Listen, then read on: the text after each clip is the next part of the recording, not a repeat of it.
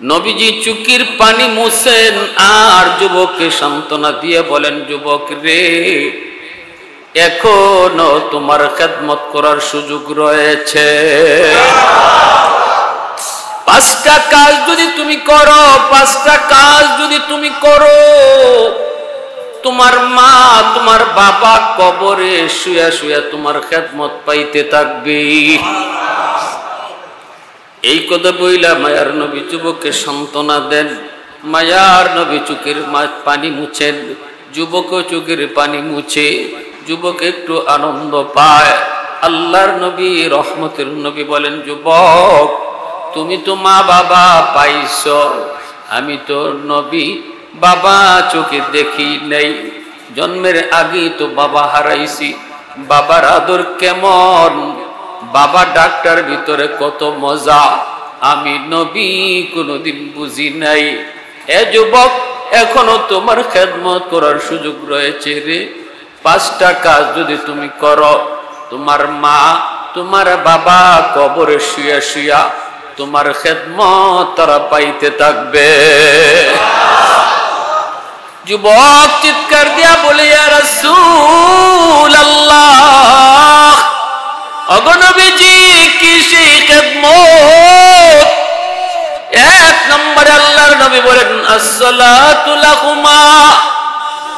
1 নম্বরে যুবক নামাজি হও, নামাজি হও।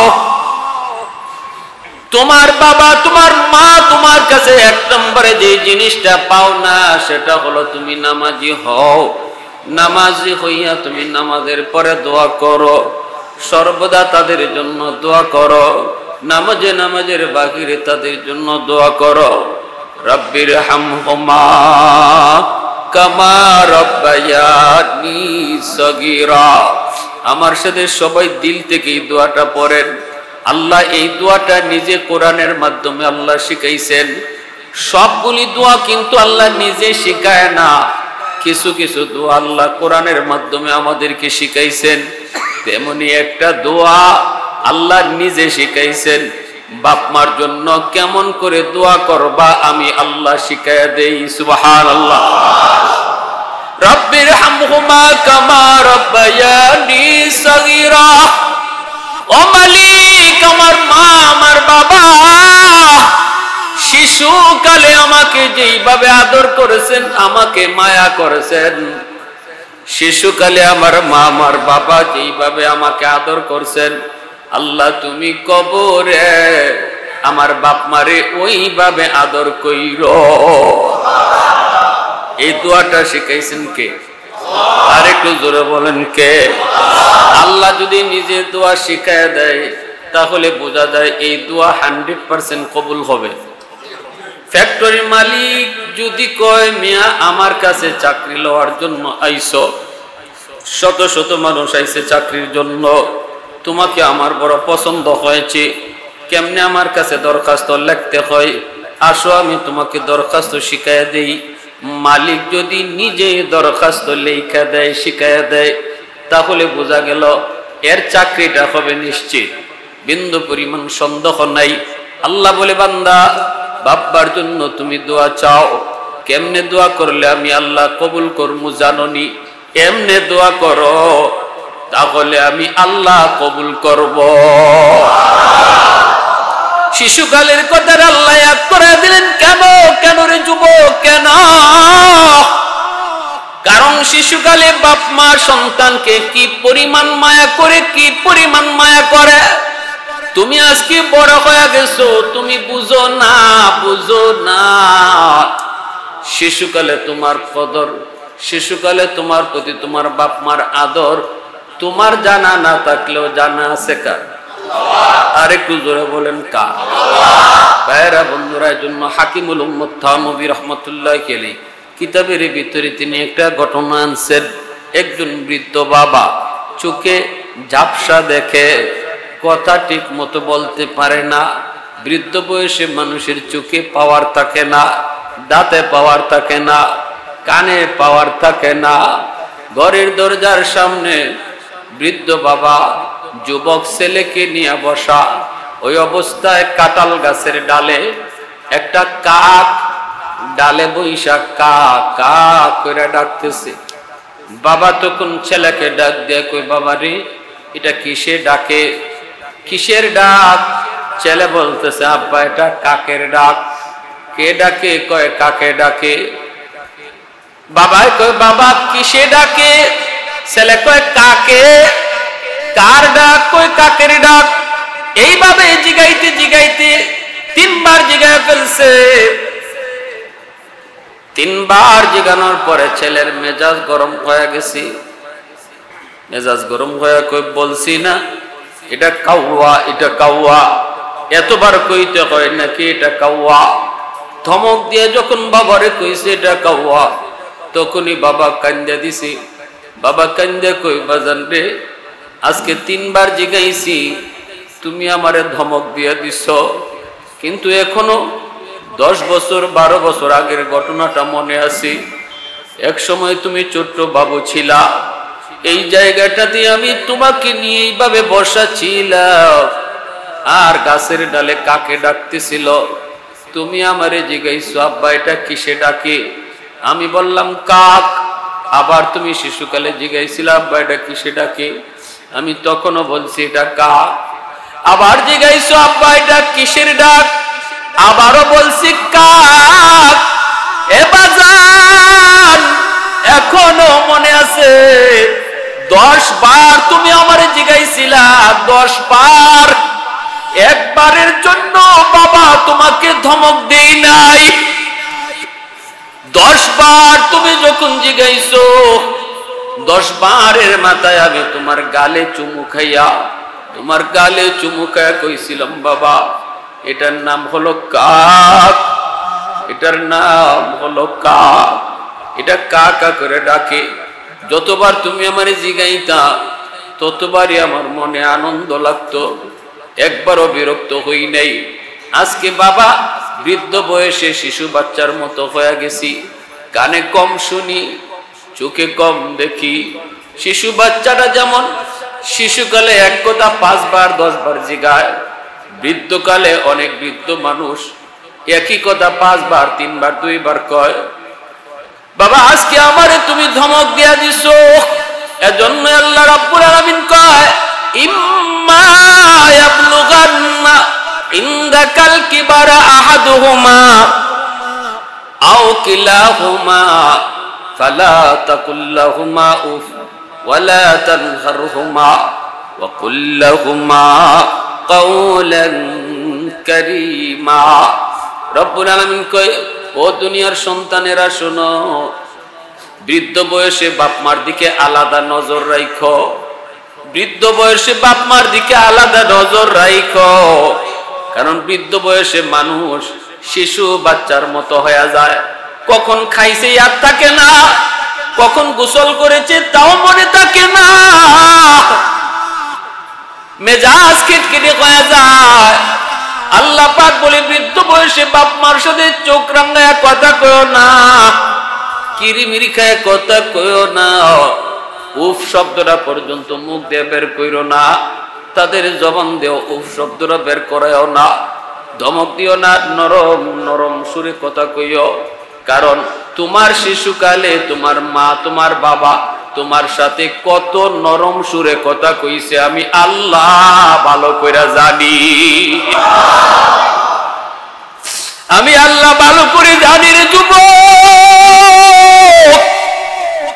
বাজারের উপর দিয়া তুমি রিকশায় করে বাবার সাথে যাও, খেলনা দেখা তুমি কইছো আব্বু ওই যে আমার খেলনা লাগবে, আমার রিকশা লাগবে, আমার সাইকেল লাগবে। ওই দিন বাবার পকেটে তোমাকে সাইকেল কিনে দেওয়ার মতো টাকা ছিল না, তাই বলে বাবা তোমাকে ধমক দেয় নাই, রিকশা থেকে ঠেলা দিয়া ফেলা দেয় নাই। বাবা আদর করে তখন কইছে বাবা ওই যে দেখো এইদিকে গরু দেখা যায়, ওই যে দেখো ছাগল দেখা যায়, ওই যে দেখো একটা কুকুর দেখা যায়।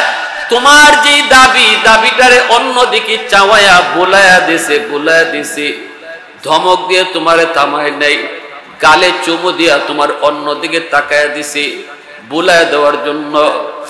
আজকে তোমার বাবা তোমার কাছে ঔষধের কথা বললে তুমি চোখ রাঙায় কথা কও, বাবা শীতের কাপড় চাইলে পরে তুমি চোখ লাল করে কথা কও। মা একটা শীতের কাপড় যদি তোমার কাছে চায়, তুমি বুঝো এই শীতের কাপড়ের জন্য মারে ধমক দাও। ঔষধ শেষ হয়ে গেলে পরে বুঝি তুমি ধমক দাও।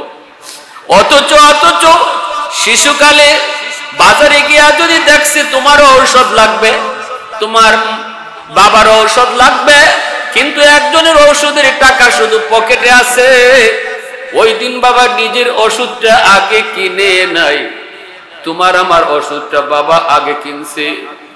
এরপরে যদি পকেটে টাকা থাকছে, এই টাকা দিয়ে নিজের ওষুধ কিনছে, নতুবা নিজের ওষুধ না নিয়ে চলে আসছে। বাজার থেকে কিছু খালি হাতে আসে নাই, বন্ধুর কাছ থেকে ধার করে হলো কিছু একটা লইয়া বাড়িতে আইছে। আমার বাজান ঘরে গেলে পরে বলবে, আব্বু মজা শুনি মজা। এতটা যেই বাবা করছে, এজন্য আল্লাহ পাক সূরাতুল বাকারার মধ্যে বলে, ওগো নবীজি, মানুষ তোমারে জিজ্ঞেস করে টাকা পয়সা কোন খাতে ব্যয় করবে, মানুষ তোমারে জিজ্ঞেস করে টাকা পয়সা কোন খাতে ব্যয় করবে, আমি আল্লাহ বলতেছি শোনো। ইয়াসআলুনাকা মাযা ইউনফিকুন কুল মা আনফাকতুম মিন খায়র ফালিল ওয়ালিদাইনি ওয়াল আকরাবিন। আল্লাহু আকবার, জোরে বলেন। আল্লাহ বলে, মানুষ তোমারে জিজ্ঞেস করে টাকা পয়সা কোন জায়গায় ব্যয় করবে, আমি আল্লাহ বলি শোনো, 5 জায়গায় তোমার টাকা পয়সা ব্যয় করবা। এর ভিতরে 1 নাম্বার সবার আগে হলো বাপ মার জন্য। সিদ্ধান্তটা কার? আর একটু জোরে বলেন কার? তাহলে বলেন, বাজারে গিয়ে যদি আমারও শীতের কাপড় লাগে, মারও শীতের কাপড় লাগে, আমার বিবিরও শীতের কাপড় লাগে, মারও শীতের কাপড় লাগে, আমার সন্তানেরও শীতের কাপড় লাগে, বাবারও শীতের কাপড় লাগে, বলুন কারটা আগে? সন্তানেরটা আগে কিনবো নাকি বাপ মারটা আগে কিনবো? আর একটু জোরে। এই ফয়সালা কার? ফয়সালা কার? আমার ঔষধ লাগে, বাবার ঔষধ লাগে, কারটা আগে? সিদ্ধান্ত কার? ওয়াসআলুনাকা মাযা ইউনফিকুন কুল মা আনফাকতুম মিন খায়র ফালিল ওয়ালিদাইন। আল্লাহ বলে, 1 নম্বরে তোমার বেতনের টাকা মার জন্য বাবার জন্য খরচ করো। মাস শেষে তুমি যে ইনকামটা অর্জন করেছো, আল্লাহ পাক বলতেছে, রে বান্দা শুন, তোর পকেটের দিকে টাকার দিকে যখনই নজর যাবে, সাথে সাথে তার অদৃশ্য একটা নজর মার চেহারা বাবার চেহারার দিকে দিবি। এই টাকাটা আমার আম্মার জন্য আব্বার জন্য আগে খরচ হবে। কি লাগবে আমার মার, কি লাগবে আমার বাবার, আগে বাবারটা আগে মারটা কিনো। এটা আমি আল্লাহর সিদ্ধান্ত। কেন? কারণ শিশুকালে তোমার মাও এমন করছে, তোমার বাবা এমন করছে, এটা তুমি জানো না, জানি আমি আল্লাহ। ঠিক কিনা? শিশুকালে তোমার মা তোমার বাবা এমন করেছে, মা নিজে আগে খায় নাই, কমলা নিয়ে আইছে তোমার আব্বা বাজার থেকে, সুলাইছে মাটি, মা কমলা সুলাইছে ঠিক, কিন্তু নিজে আগে মুখে দেয় নাই। কমলার রুয়াটা একদম সিলাইয়া নরম কইরা সবার আগে তোমার আমার মুখে তুইলা দিছে, নিজে আগে মুখে দেয় নাই। আজকে তুমি বাজার থেকে কমলা আইনা বউ বাচ্চা নিয়ে খাইতেছো, পাশের রুমে তোমার মা তোমার বাবা, একবার মার কোথায় ইয়াদ হলো না, বাবার কোথায় ইয়াদ হলো না যুবক? মার নাকে কিন্তু কমলাটা সুলানো মাত্রই কমলার গ্রানটা চলে গেছে রে, বাবার নাকে কমলার গ্রানটা গেছে। মা চোখের পানিটা ফালায় যদি কয়, মালিক জীবনে কোনোদিন কমলা আগে মুখে দেই নাই, আজকে আমার সন্তান বউ বাচ্চা নিয়ে কমলা খায়, অথচ আমরা মা বাবার দিকে কোন নজর করলো না। 1 ফোঁটা চোখের পানি যদি জমিনে পইরা যায় রে যুবক, তোমার জীবনের সমস্ত মামলা 1 চোখের পানির ফোঁটার মধ্যে আটকে থাকবে। ব্যবসা বাণিজ্যে উন্নতি পাবা না, চাকরি বাকরিতে প্রমোশন পাইবা না, লেখাপড়ায় ভালো রেজাল্ট তুমি পাইবা না। মার চোখের পানি বাবার চোখের পানি যেই ছেলে ফালায়, তার জীবনে কোনো উন্নতি আল্লাহ পাক রব্বুল আলামিন দুনিয়াতে দেয় না। এটা নগদ শাস্তি, দুনিয়ার নগদ শাস্তি। সব গুনার শাস্তি আল্লাহ দুনিয়াতে দেয় না, কিন্তু একটা গুনার শাস্তি আল্লাহ দুনিয়াতে নগদ দেয়। আর এই গুনাহটাই হলো বাপ মারে যে কষ্ট দেয়। ইল্লা উকুকুল ওয়ালিদাইন ফাইন্নাহু ইউআজ্জালু লিসাহিবিহি ক্বাবলাল মামাত। মায়ার নবী, দয়ার নবী বলেন, একটা গুনার শাস্তি আল্লাহ দুনিয়াতে নগদ দিবে। সেটা হলো কেউ যদি বাপ মারে কষ্ট দেয়, আল্লাহ মরার আগে এই সন্তানদের দুনিয়াতে নগদ শাস্তি দিবেন। নগদ। মরণের পরে তো শাস্তি আছেই, দুনিয়া তো নগদ শাস্তি পাওয়া যাবে। এজন্যই একটা ঘটনা বাইরা বন্ধুরা, হাকিমুল উম্মত তানবী রাহমাতুল্লাহি আলাইহি খলিফা হাকিম আক্তার সাহেব রাহিমাহুল্লাহ আরেফ বিল্লাহ যার উপাধি ছিল, করাচির মসজিদে আল্লাহর ওলি তিনি নামাজ পড়তেছেন। হঠাৎ করে তিনি দেখেন একজন যুবক বড় সুন্দর করে নামাজ আদায় করলো। এত সুন্দর তার রুকু, এত সুন্দর তার সেজদা। নামাজ শেষ হলে পরে আল্লাহর ওলি যুবককে ডাক দিলেন, যুবক, তোমার নামাজটা বড় সুন্দর, কিন্তু ডান হাত কাপড় দিয়া পেঁচায় রাখছো কেন? এই ডান হাতে তোমার কি হয়েছে রে? এই কথা বলতে যুবক বলতেছে, আল্লাহর ওলি গো, আমার ডান হাতের মধ্যে পচন শুরু হয়েছে, দুর্গন্ধ বের হয়। কাপড় দিয়া যদি পেঁচায় না রাখি, মসজিদের ভিতরে কেউ টিকতে পারবে না। বাস্তব ঘটনা বলতেছে যুবক, বাস্তব। মসজিদের ভিতরে একজন মানুষও টিকতে পারবে না যদি কাপড় দিয়ে পেঁচায় না রাখি। আল্লাহর ওলি বলেন, তাহলে তুমি চিকিৎসা বুঝি করাও না? যুবক, আল্লাহর ওলি গো, সব চিকিৎসা করানো শেষ, ডাক্তার আমার রোগ ধরতে পারে না, আমি আমার রোগ ধরে ফেলেছি।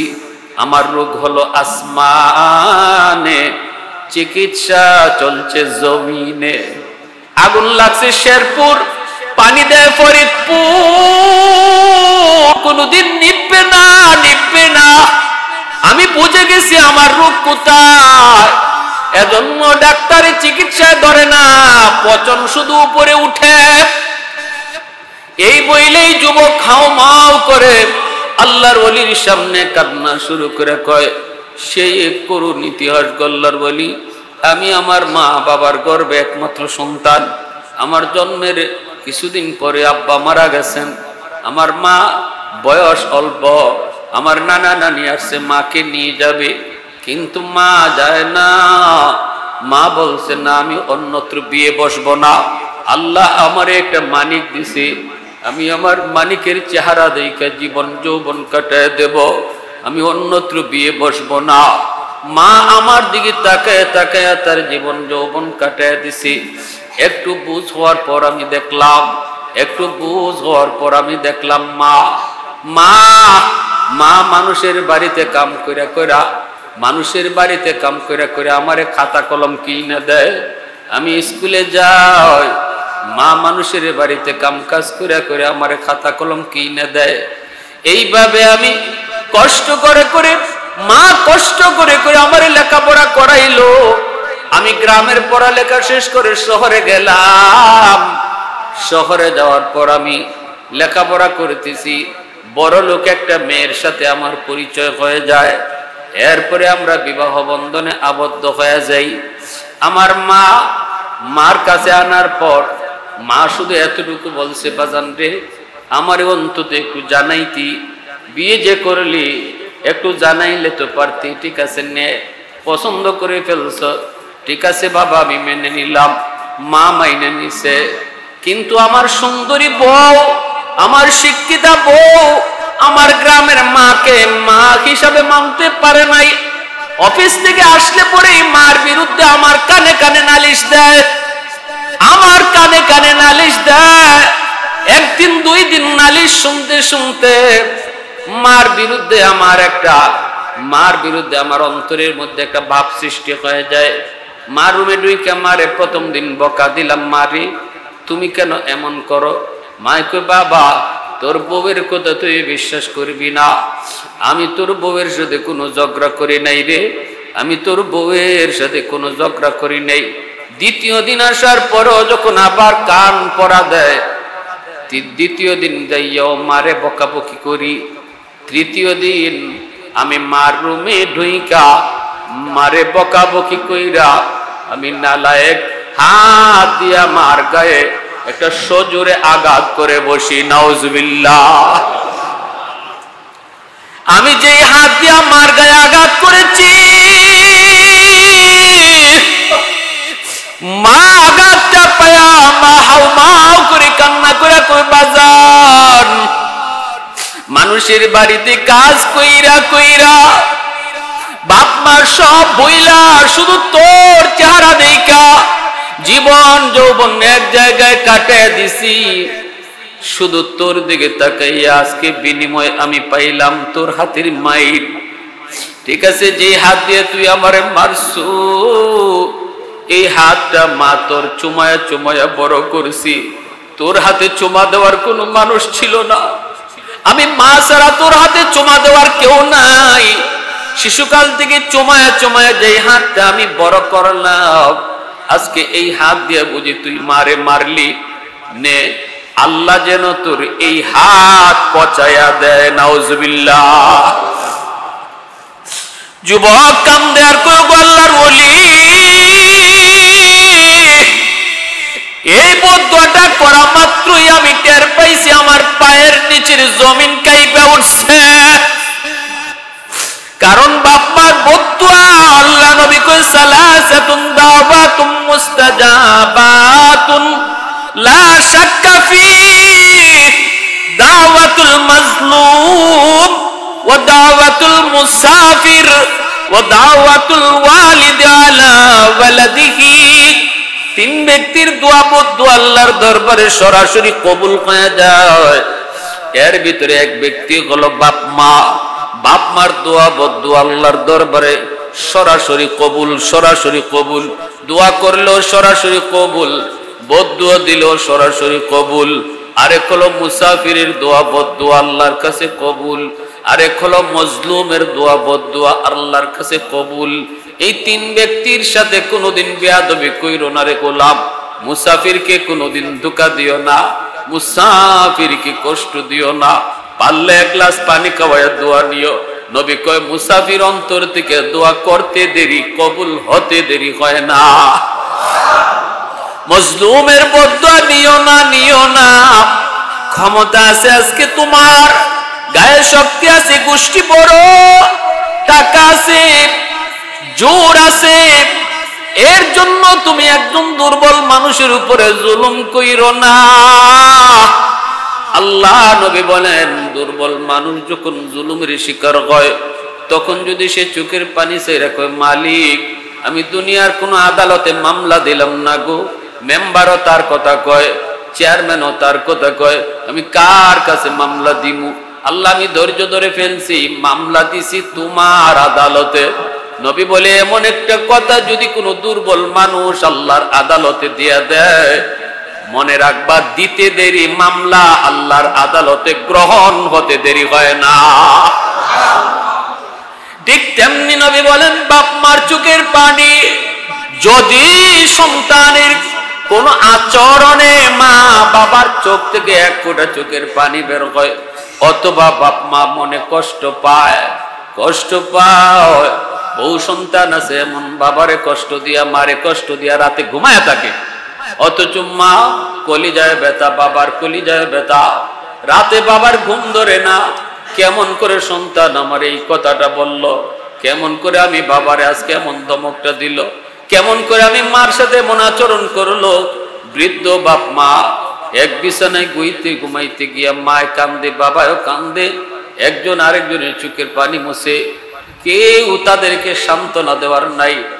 বাবা সান্ত্বনা দেয়, মারে স্বামী স্ত্রীরে সান্ত্বনা দেয়, স্ত্রী স্বামীরে সান্ত্বনা দেয়।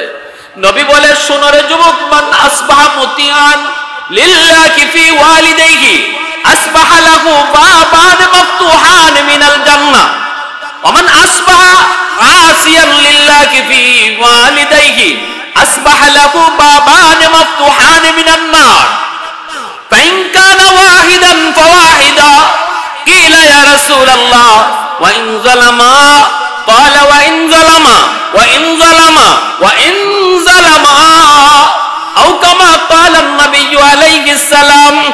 আল্লাহ যদি এইভাবে কোনো সন্তান রাতের বেলা ঘুমায় থাকে, বাপ মায়ের কলিজায় ব্যথা দিয়ে যদি বউ বাচ্চা নিয়ে ঘুমায়, নবী কয় সে যেন ঘুমাইল না রে, সে ঘুমাইল না, বরং সকাল হওয়া মাত্রই তার জন্য জাহান্নামের দুইটা দরজা খুলে দেওয়া হয়। নাউজুবিল্লাহ।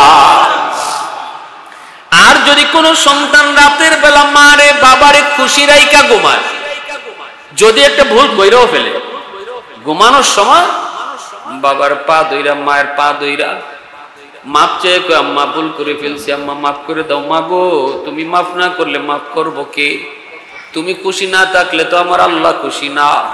মা গো, তুমি মাফ করে দাও। অথবা মাকে বাবাকে খুশি করতে পয়সা খরচ করা লাগে না রে যুবক, মাথার পাশে যায় একটু হাতের মধ্যে তেল লইয়া আস্তে করে মার মাথার তালুটার মধ্যে একটু তেলটা লাগায় দিবা।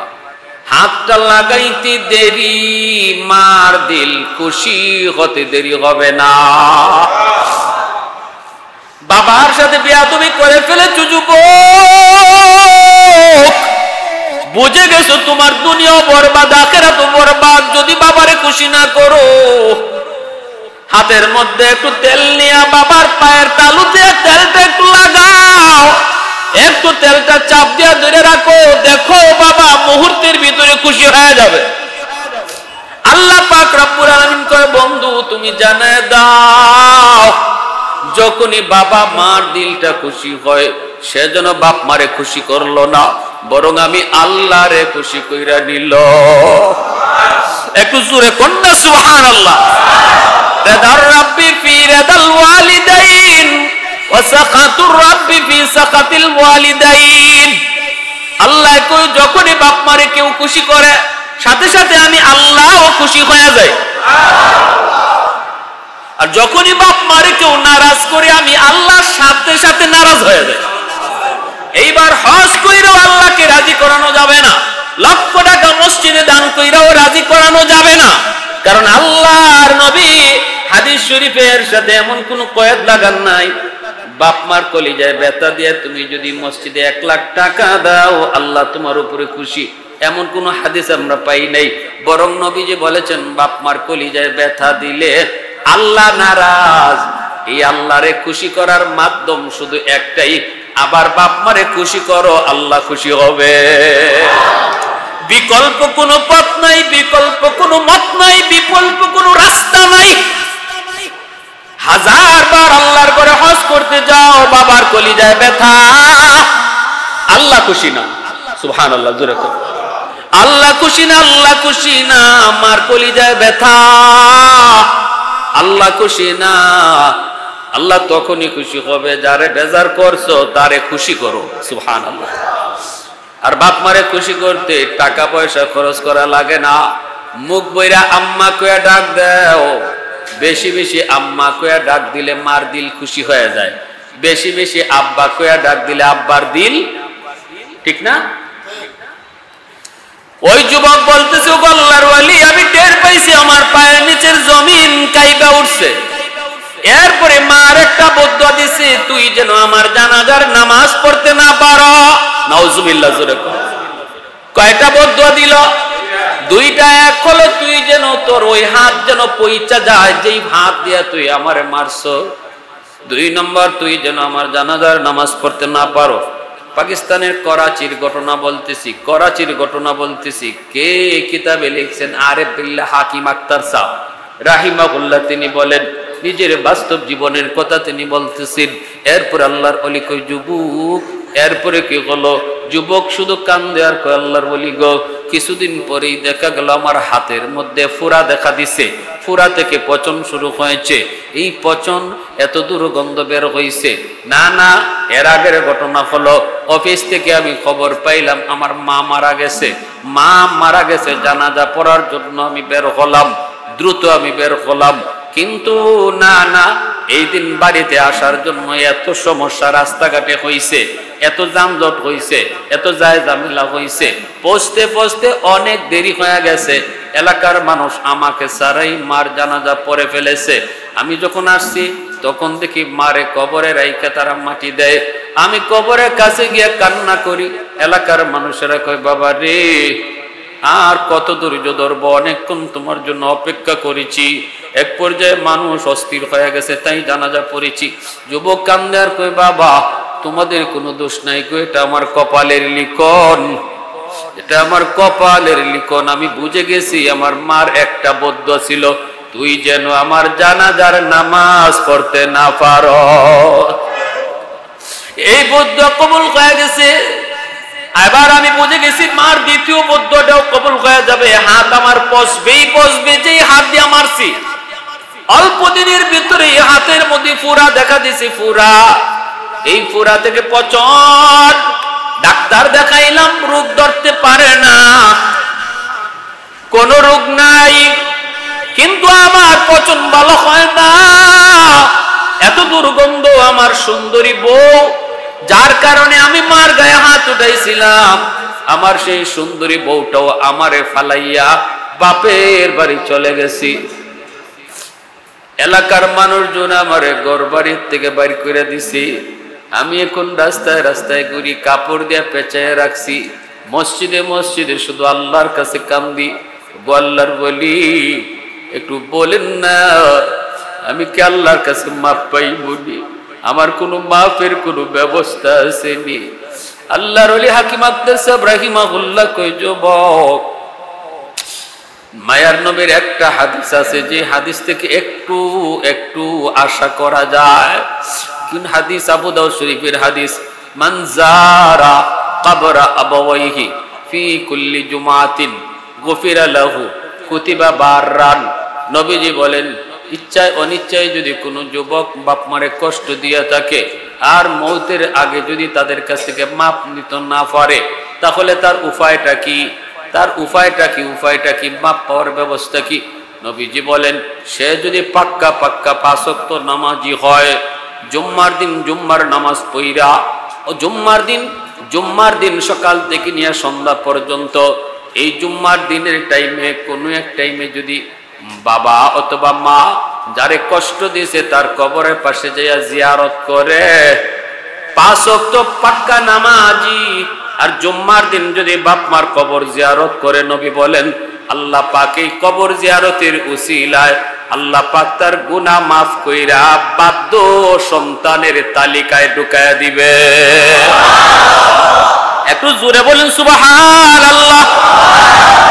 सैयद कौनैन तेरी जान सारों को सलाम, सैयद कौनैन तेरी जान सारों को सलाम, यानी गिरदोन नबूवत के सितारों को सलाम, यानी गिरदोन नबूवत के सितारों को सलाम, अंबिया के बाद शोरा है उन्हें के नाम का, उनकी हिम्मत से पुला पुला चमन इस्लाम का। जुरकुन अल्लाहु अकबर, आरेकटु जुरे अल्लाहु अकबर।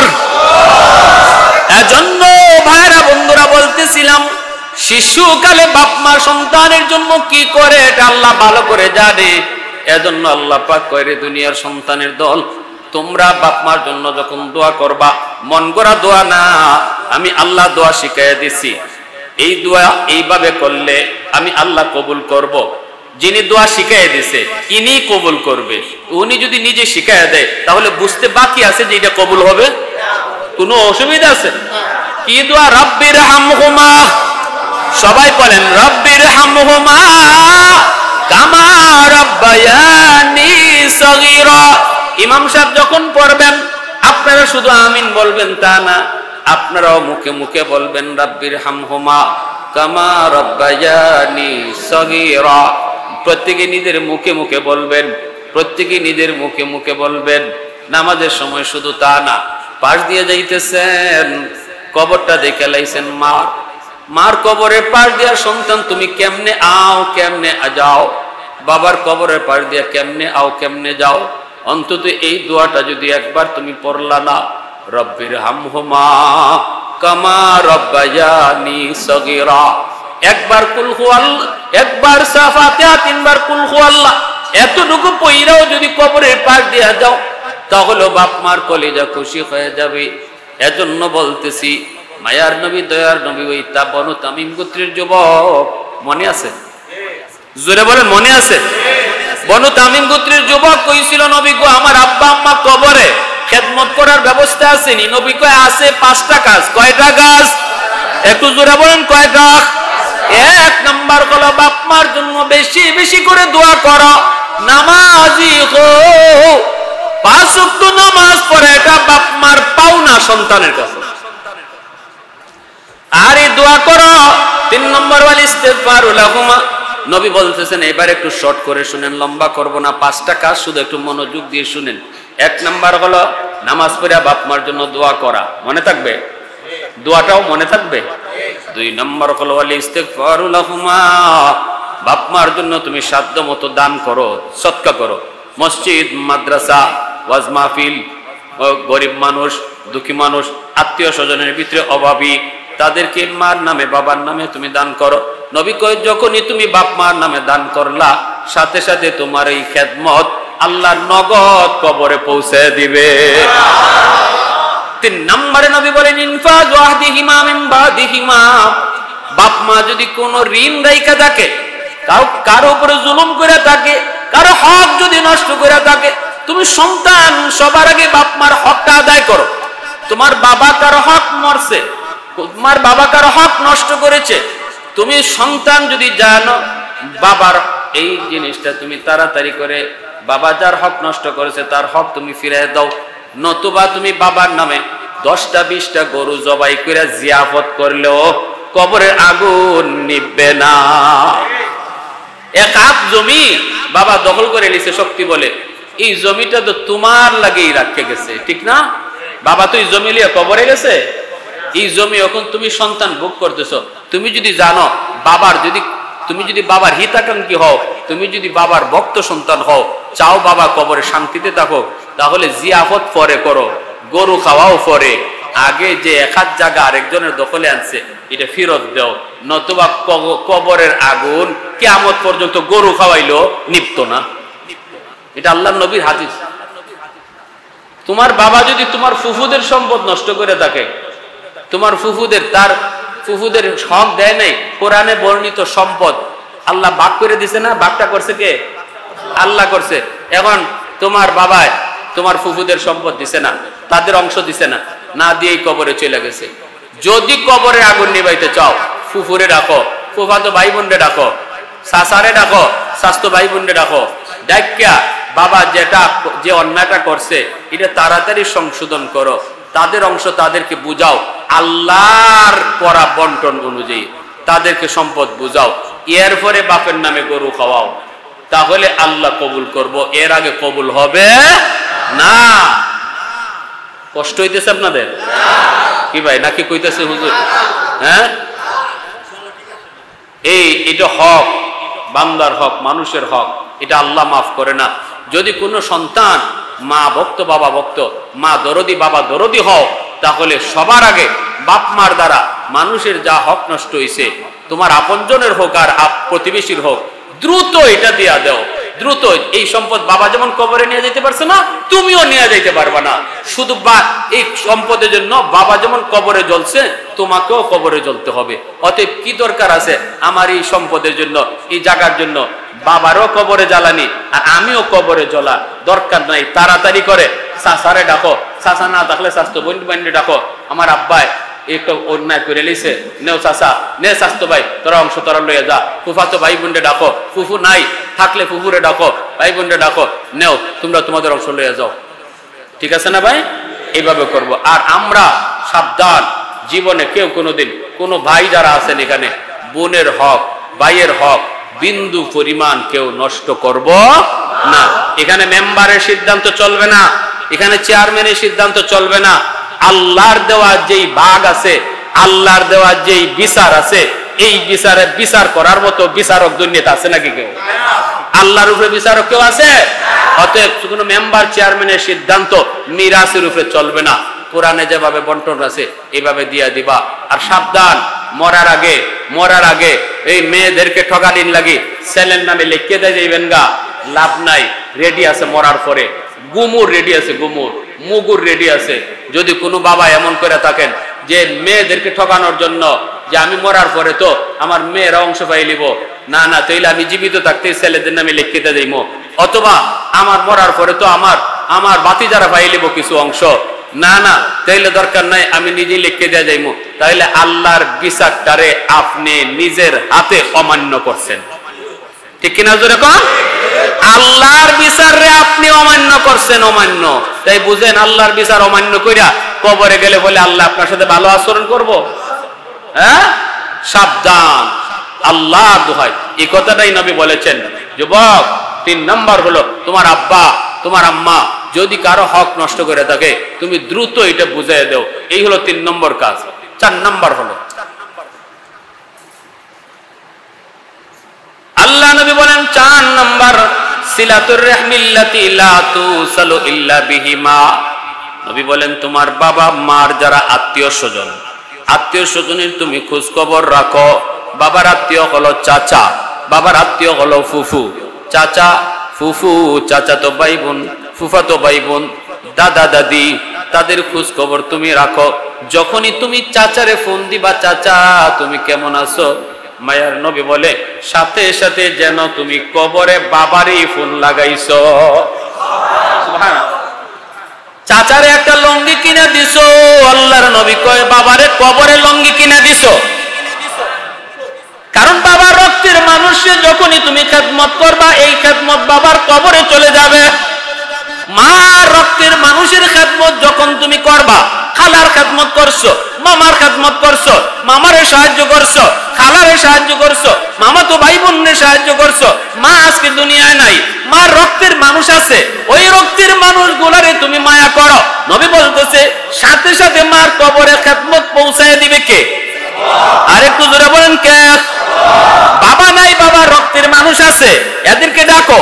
আমি শিল্পপতি, আমি কোটিপতি, আমার প্রেস্টিজ আছে, এই মনে কইরা তুমি চাচা তো ভাই বোনরে ডাকলা না, বাবার নামে 10টা গরু জব কইরা খাওয়াইলা, আল্লাহ খুশি না? কে খুশি না? আল্লাহর কথা হইল তোর বাবা দুনিয়ায় নাই, বাবার রক্তের মানুষ আছে, ওদেরকে ডাক, ওদের কাছে যা, ওদেরকে ডাইকা কাছে আন, আমি আল্লাহ তোমার বাবার কবরে এই ডাক পৌঁছে দিব। 5 নাম্বার হলো ইকরামু সাদিকিহিমা মিন বাদিহিমা। গুরুত্বপূর্ণ 5টা আমল, মনে থাকবে ইনশাআল্লাহ। আমি আবার জিজ্ঞেস করব একজনকে। 5 নম্বরে নবী বলেন ইকরামু সাদিকিহিমা মিন বাদিহিমা। বাবা মার বন্ধু বান্ধব যারা দুনিয়াতে বাবা মা যাদের সাথে চলতো, তাদেরকে পাইলে বাপ মার মতো শ্রদ্ধা কইরো।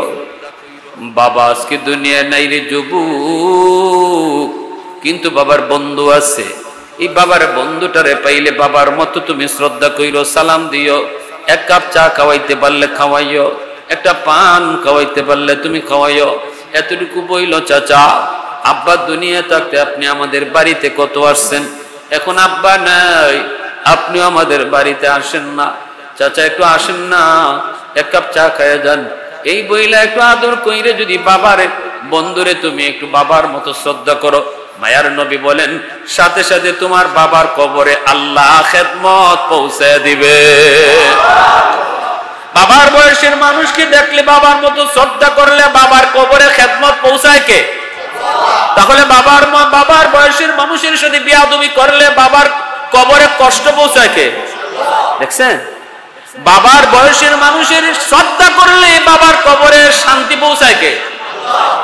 কষ্ট দিলেও বাবার কবরে কষ্ট পৌঁছায় আল্লাহ। এজন্য সাবধান, বাবার কবরে যদি শান্তি চাও তাহলে বাবার বয়সের মানুষের সাথে সাবধান, বিয়াদবি করবা না। বাবার বন্ধুরে একটা লঙ্গি কিনে দাও, বাবার বন্ধুরে একটা গেঞ্জি কিনে দাও। আল্লাহ নবী কয় যেন তুমি কবরে বাবারই লঙ্গি পরাইছো, বাবারই যেন গেঞ্জি পরাইছো। মা দুনিয়ায় নাই, মা যেই সকল মহিলাদের সাথে চলতো ওদেরকে পাইলে পরে মার মতো শ্রদ্ধা কইরো। চাচি একটু আসেন, একটু বসেন, চাচি 1 কাপ চা খায়া যান, আজ আমার আম্মা দুনিয়ায় নাই, আম্মা থাকতে আপনি কত আইছেন, কত বইছেন, কত গল্প করছেন, চাচি একটা চা খায়া যান, পান খায়া যান। এই বইলা যখন মার বয়সের মানুষটারে শ্রদ্ধা করবা, আল্লাহর নবী বলেন তোমার মার কবরে আল্লাহ এই খেদমত পৌঁছে দিবে। সুবহানাল্লাহি ওয়া বিহামদিহি সুবহানাল্লাহিল আযীম। মায়ান নবী কেমন এক ওয়াজ করছেন, একজন শ্রোতারের সামনে রেখা। সুবহানাল্লাহ, জোরে কর। নবী ওয়াজটা করছেন, এত লম্বা ওয়াজটা যে করলাম, এই ওয়াজটা নবী করছেন, শ্রোতা নবীর সামনে কয়জন? একটা যুবক, একটা যুবক, একটা যুবক। এই যুবক আইসে তলব লইয়া, আগ্রহ লইয়া, আর নবী এমন ওয়াজ করছেন, এই ওয়াজের শ্রোতা কিয়ামত পর্যন্ত কোটি কোটি নবীর উম্মত হয়ে গেছে। আজ আমাদের যাদের মা নাই, আমাদের বাবা নাই, আমরা সব এই ওয়াজের শ্রোতা হয়ে গেছি। 1 নম্বরে বাপ মার জন্য দোয়া, 2 নম্বরে বাপ মার জন্য দান সদকা করা, 3 নম্বরে বাপ মার দ্বারা কারো হক নষ্ট হয়ে থাকলে এটা তাড়াতাড়ি ফেরত দেওয়া, বুঝাইয়া দেওয়া। 4 নম্বরে বাপ মার আত্মীয় স্বজনের খোঁজ খবর নেওয়া, সপ্তাহে একবার ফোনে যোগাযোগ করেন। আত্মীয় স্বজনের আজকে আমি আমার এই ওয়াজের দ্বারা আমল হইছে বুঝবো এমন একজন মানুষের, যে বাড়িতে যাইয়া আত্মীয় স্বজনের নাম ডায়েরিতে লেখিয়া নাম্বারটা উঠায় রাখবেন। আমার চাচার, আমার চাচির, আমার স্বাস্থ্য ভাই নাম সহ ডায়েরিতে নাম্বার সহ উঠায় রাখবো, আর লিখা রাখবো যে আমি সপ্তাহে একদিন এই নাম্বারগুলাতে ফোন দিয়া খালি খবর নিব, কি রে ভাই তুই কেমন আছো। এতটুকু সহজ হয়ে গেছে এখন মোবাইলের দ্বারা। মোবাইলে যেমন গুনাহ এটাও সহজ হয়েছে, কেউ যদি নেক কাজ করতে চায়, নেক কাজ করারও সহজ হয়ে গেছে। ঠিক কিনা ভাই, জোরে বলেন? নেক কাজ করারও হয়ে গেছে। আমি সপ্তাহে একবার মোবাইলটা লইয়া এই ডায়েরিটা বাইর করে খালি মোবাইল নাম্বারে ফোন দিব, হয়তো কিছু টাকা খরচ হইব, আমার যেমন লাগতেছে না, আমার স্বাস্থ্য ভাই দিলটা খুশি হয়ে গেছে। দেখছো আমার ভাই আমার খবর নিছে, আমার ভাই আজকে কত বড়, আমার ভাই আমার একটু খবর লইছে, আরে আমার ভাগ্নেটা আমার খবর লইছে, খালায় কইব আমার ভাগ্নেটা আমার খবর লইছে। দিলটা যে খুশি হইছে। আল্লাহ নবী কয়, তোমার মা যে কবরে শুয়ে রইছে, আল্লাহ মার কবরে মার দিল আল্লাহ খুশি করে দিল। সুবহানাল্লাহ। পারবো না ইনশাআল্লাহ? আমরা কারা কারা এই আমলটা করতে পারবো ইনশাআল্লাহ? আমরা সপ্তাহে একবার আত্মীয় স্বজনের ফোনে যোগাযোগ করতাম। আল্লাহ তুমি আমাকে আমল করার তৌফিক দান করো। সবাই বলেন আমিন।